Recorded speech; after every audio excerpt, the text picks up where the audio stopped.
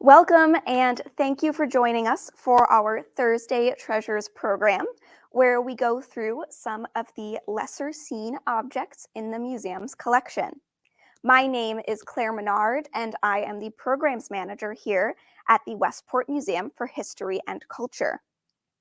At the museum, we are pleased to offer free programming, but we do have a donations page on our website if you are so inclined.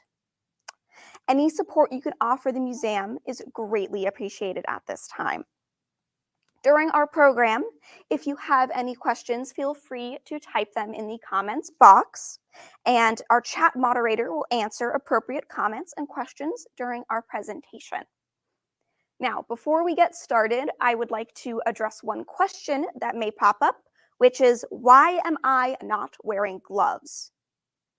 When handling artifacts, we usually wear gloves to protect said artifacts. However, whenever you are working with textiles, you need your fingers, your sense of touch, your tactile senses to ensure nothing in the fabric is being caught on something or pulled at in a bad way.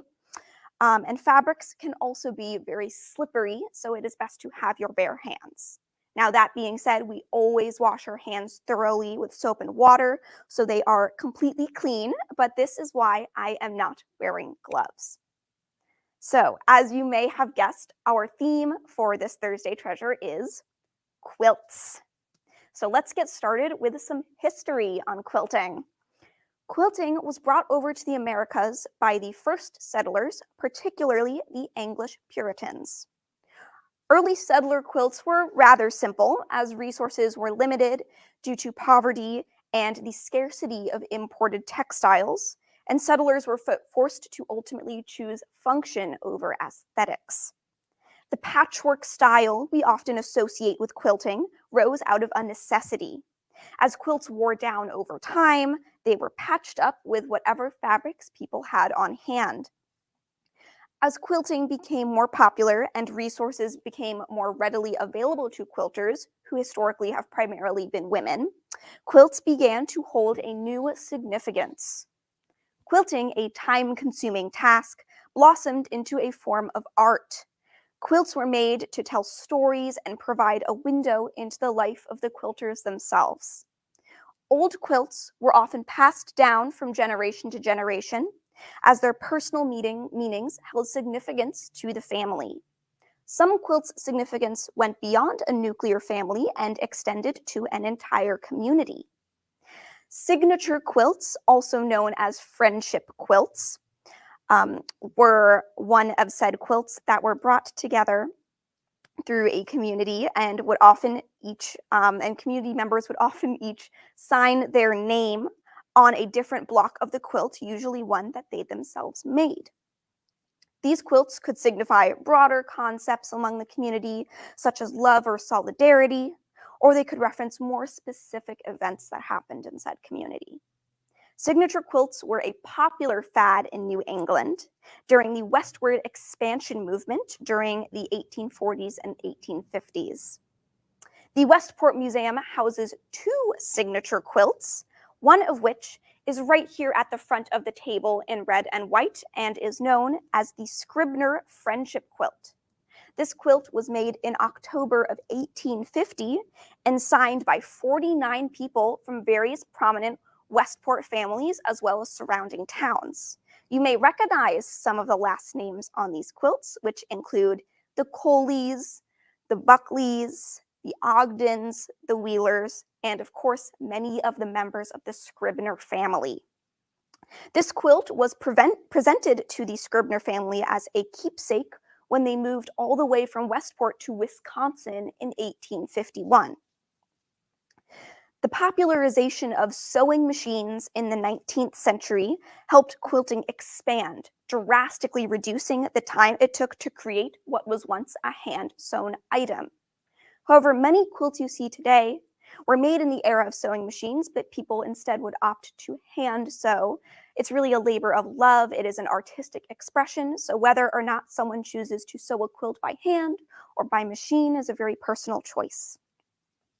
Quilts also held much significance amongst enslaved communities and were for use in the Underground Railroad.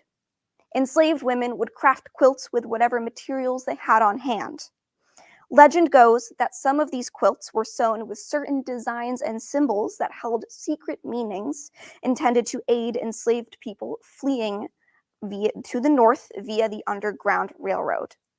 Lore claims that the symbols on these quilts served as maps north, as well as to a series of safe houses where enslaved people could rest, gain sustenance, and receive medical care during their journey north.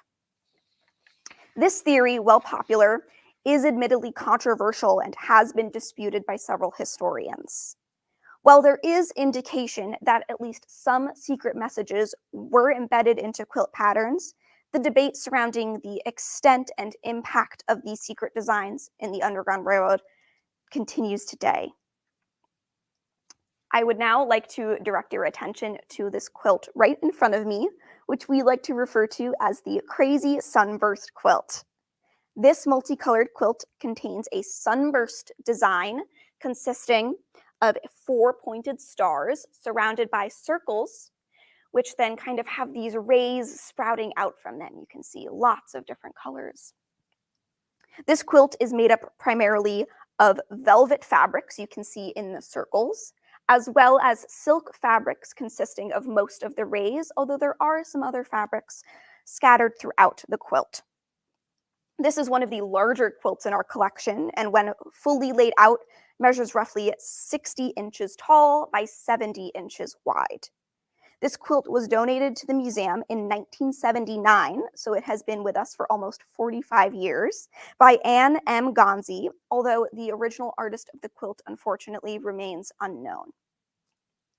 Up next, I would like to show you this quilt right to my left.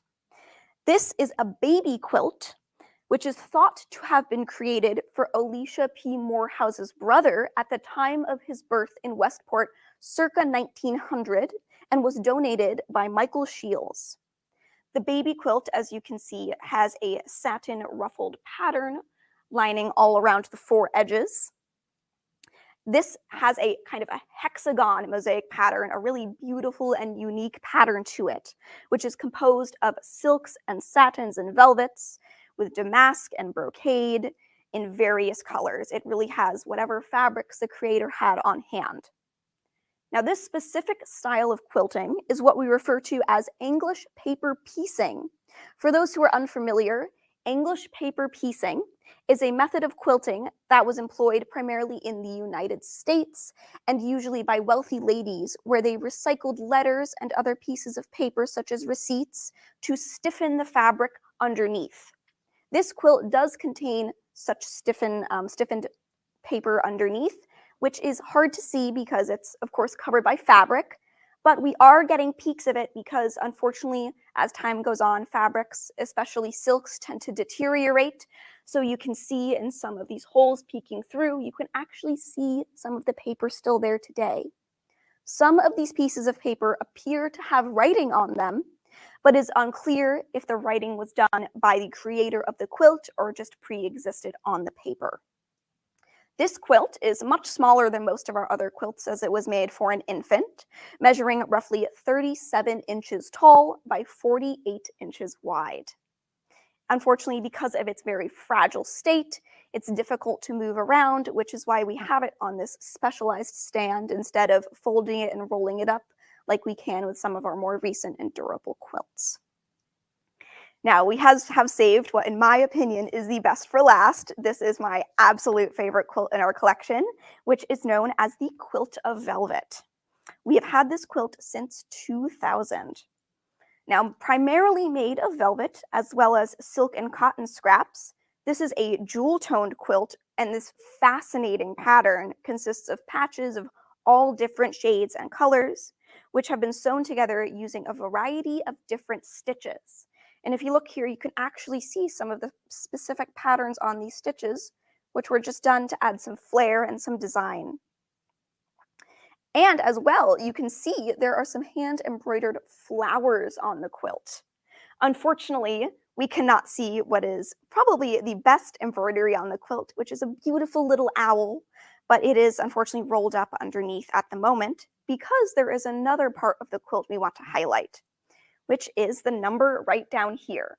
Now, dating this quilt has been very easy because the creator was kind enough to embroider in the year it was made, 1922. This quilt of velvet is roughly 58 inches tall and 31 inches wide, a bit more of a rectangular shape. So these are only 4 of the many, many quilts we have in the Westport Museum. However, due to their size, it can be difficult to show many of them at once. So this is all that we have for you today, but we hope you tune in next month for our Thursday Treasure on hygiene, where we'll go through some of how people in Westport kept clean throughout the years. We hope you have a lovely rest of your day and look forward to seeing you again.